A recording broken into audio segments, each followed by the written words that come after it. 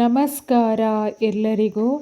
ಇಂದಿನ ರೀಡಿಂಗ್ ವಿಶೇಷವಾಗಿ third party ಕಾರಣಕ್ಕೆ ನಿಮ್ಮಿಂದ ದೂರವಾಗಿರುವ ವ್ಯಕ್ತಿಯ ಬಗ್ಗೆ, ಅವರ ಈಗಿನ ಮನಸ್ಥಿತಿ, ಈ ವ್ಯಕ್ತಿಯ ಮನಸ್ಸಿನಲ್ಲಿ ಇನ್ನೂ ಕೆಲವು ಅನ್ರೀಸಬಲ್ ಸಾಲಿಡ್ ಫೀಲಿಂಗ್ಸ್ ಇದೆ.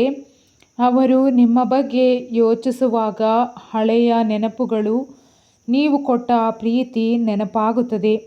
ಥರ್ಡ್ ಪಾರ್ಟಿ ಎನರ್ಜಿ ಇಲ್ಲಿ ತುಂಬ ಸ್ಟ್ರಾಂಗ್ ಆಗಿ ಕಾಣುತ್ತಿದೆ, ಆದರೆ ಇದರ ಅರ್ಥ ಖಂಡಿತವಾಗಿಯೂ ರಿಲೇಷನ್ಶಿಪ್ ಇದೆ ಎಂದು ಹೇಳಲು ಸಾಧ್ಯವಿಲ್ಲ. ಇದು ಫ್ಯಾಮಿಲಿ, ಫ್ರೆಂಡ್, ಅನದರ್ ಪರ್ಸನ್ ಕೂಡ ಆಗಿರಬಹುದು.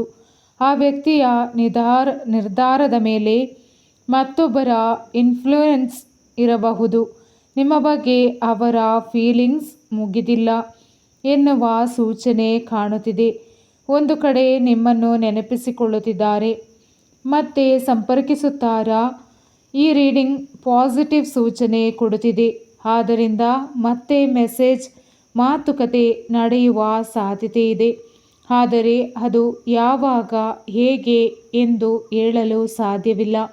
ಈ ರೀಡಿಂಗ್ ನಿಮಗೆ ರಿಸೋನೇಟ್ ಆಗಿದ್ದರೆ ಕಮೆಂಟ್ನಲ್ಲಿ I trust the divine timing ಎಂದು ಬರೆಯಿರಿ. ಇದು ಜನರಲ್ ರೀಡಿಂಗ್ ಮಾತ್ರ.